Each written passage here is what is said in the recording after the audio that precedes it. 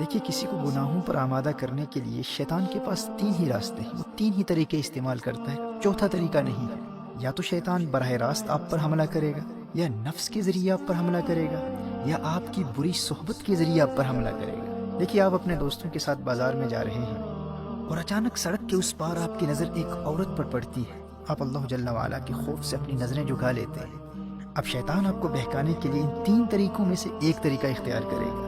یا تو آپ پر وہ خود براہ راست حملہ کرے گا، آپ سے بار بار کہے گا کہ کوئی بات نہیں، ایک مرتبہ پھر دیکھ لے، تجھے اس کے حسن کا اندازہ ہی نہیں ہے، ایک مرتبہ دیکھ لے، دیکھ وہ تیری طرف دیکھ بھی رہی ہے۔ اب اگر آپ کا ایمان مضبوط ہے تو آپ اعوذ باللہ پڑھ کر اور لا حول ولا قوت الا باللہ العلی العظیم پڑھ کر ان برے خیالات کو دور کر دیں گے۔ اور شیطان ان خیالات کے ذریعے ہی آپ پر حملہ کیا کرتا ہے، جسمانی طور پر اپنے ہاتھوں سے وہ آپ کا چہرہ اس لڑکی کی طرف پھیر کر آپ کو مجبور نہیں کر سکتا۔ اور شیطان کا دوسرا طریقہ کیا ہے؟ شیطان آپ کے نفس کے ذریعے آپ کو بہکانے کی کوشش کرے گا، لیکن اگر آپ نے اپنے نفس کو پہلے سے ہی قابو میں رکھا ہوا ہے تو اب شیطان کے پاس ایک ہی راستہ بچتا ہے، اب وہ آپ کی بری صحبت کو استعمال کرے گا۔ آپ کے کسی روحانی طور پر کمزور دوست کو تلاش کرے گا، اسے کہے گا کہ وہ آپ کو اس گناہ کی طرف راغب کرے۔ اب اگر آپ گنہگاروں کی صحبت میں رہتے ہیں تو آپ کتنے بھی مضبوط ہوں، آپ نے شیطان کے حملے کے 2 راستوں کو بند کر دیا، لیکن یہ تیسرا راستہ کھلا ہے۔ آپ کے دوستوں کے ذریعے شیطان آپ تک بار بار پیغام پہنچاتا رہے گا، ارے ایک مرتبہ تو دیکھ لے، دیکھ وہ تیری طرف دیکھ رہی ہے، دیکھ اسی طرف آ رہی ہے۔ اور یہ کوئی بھی گناہ ہو سکتا ہے۔ ایسے دوست کہتے ہیں آج نماز قضا ہو گئی تو کیا فرق پڑتا ہے بھائی، دیکھ انتہائی لذیذ کھانا پکا ہے، روزہ توڑ دے، بعد میں کفارہ دے دینا، قضا کر لینا، کسی کو کیا پتا چلے گا کون دیکھ رہا ہے۔ اچھا آج سگریٹ پی لے، ڈرگز لے لے، کسی کو دھوکہ دے دے، جھوٹ بول لے، غیبت کر لے۔ والدین کی ہر بات ماننا ضروری نہیں ہوتا، اب تو بڑا ہو گیا ہے، بچہ نہیں ہے۔ مجھے بھی اپنے والدین سے بہت محبت ہے، لیکن میں ان کی ہر بات تھوڑی نہ مانتا ہوں۔ اچھا آج چلتے ہیں، آج مووی دیکھ لیتے ہیں۔ اچھا تو مجھے مل نہیں سکتا تو کوئی بات نہیں، میں تجھے لنک بھیج دیتا ہوں، لیکن مووی دیکھنا ضرور۔ تو بری صحبت کے ذریعے آپ گناہوں میں مبتلا ہو جائیں گے۔ شیطان آپ کے ارد گرد برے دوستوں کو تلاش کرتا رہتا ہے، اور اگر آپ کا کوئی برا دوست ہی نہیں ہے تو شیطان ہار جائے گا، آپ جیت جائیں گے۔ محترم احبہ، آپ کے لیے خوشخبری یہ ہے کہ رمضان المبارک میں اگر حالت ایمان میں آپ صرف اس ایک دشمن سے بچتے رہے نا، بری صحبت سے خود کو بچا لیا، تو اللہ جل وعلا آپ کو گناہوں سے پاک بھی کر دے گا اور جنت بھی عطا کر دے گا۔ نبی کریم صلی اللہ علیہ وآلہ وسلم نے ارشاد فرمایا، رمضان میں شیطان کو قید کر دیا جاتا ہے، صفدت الشیاطین، آپ کا پہلا بڑا دشمن بند ہے، شیطان خود بے بس ہے، وہ کچھ بھی نہیں کر سکتا، اور دوسرا دشمن آپ کا نفس ہے، نفس۔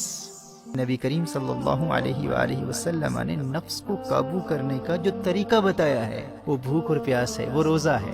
دیکھیے ماہ رمضان میں اگر آپ سحری اور افطار کے وقت زیادہ کھانا نہیں کھاتے، بہت زیادہ پیٹ بھر کر کھانا نہیں کھاتے، تو آپ کا نفس بالکل کنٹرول میں رہے گا، دونوں دشمن قید ہیں۔ اب اگر آپ مغفرت چاہتے ہیں، جنت میں جانا چاہتے ہیں، تو ماہ رمضان میں صرف اس ایک دشمن سے اپنے آپ کو بچا لیں۔ گناہوں کی طرف راغب کرنے والے، گناہوں کی دعوت دینے والے ہر دوست سے رابطہ مکمل طور پر منقطع کر دیں۔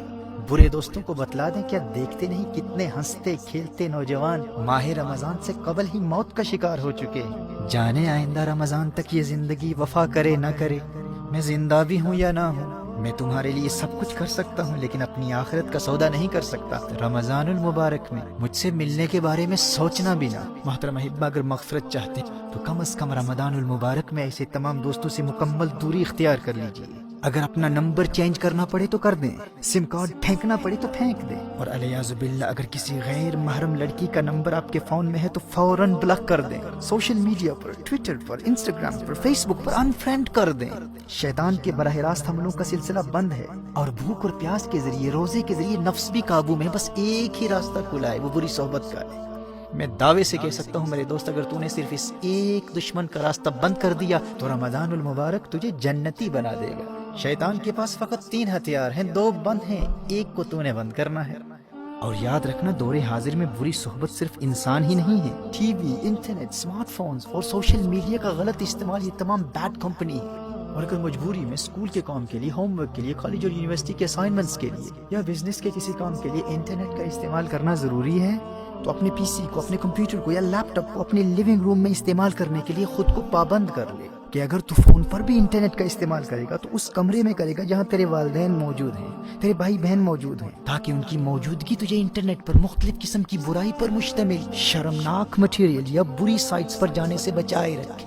اور اگر جہنم کی آگ سے بچنے اور جنت کے حصول کے لیے تو یہ ایک کام بھی نہیں کر سکتا، خود کو بری صحبت سے نہیں بچا سکتا، اور اس خوش فہمی میں ہے کہ مفت ہی میں جنت مل جائے گی، تو اللہ کی رحمت کا مذاق اڑا کر اپنا ایمان برباد کرنے والے اللہ کا کلام سن لے۔ تو کیا سمجھتا ہے کہ اللہ آخرت میں انصاف نہیں کرے گا؟ تو نے جنت کو اتنا سستا سمجھ رکھا ہے؟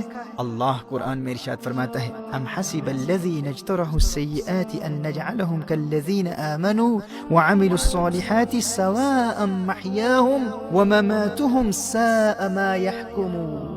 سورہ جاسیہ میں ارشاد فرمایا، کیا جنہوں نے برائیوں کا ارتکاب کیا یہ سمجھتے ہیں کہ ہم انہیں ان جیسا کر دیں گے جو ایمان لائے اور اچھے کام کیے؟ یعنی جو جنت نیک لوگوں کے لیے، وہ جنت یوں ہی مفت میں بے ایمانوں اور گنہگاروں کو بھی عطا کر دے۔ فرمایا ساء ما یحکمون، کیا ہی برا حکم لگاتے ہیں۔ میرے دوست ہوش کے ناخن لے، قدر کر تو اللہ کے اس پیارے مہمان کی کہ اس نے تیرے لیے کامیابی کا راستہ کتنا آسان کر دیا ہے۔ دونوں جہانوں کی کامیابی کے لیے اس میں تو نے فقط ایک دشمن کا مقابلہ کرنا ہے، تو نے صرف بری صحبت سے بچنا ہے۔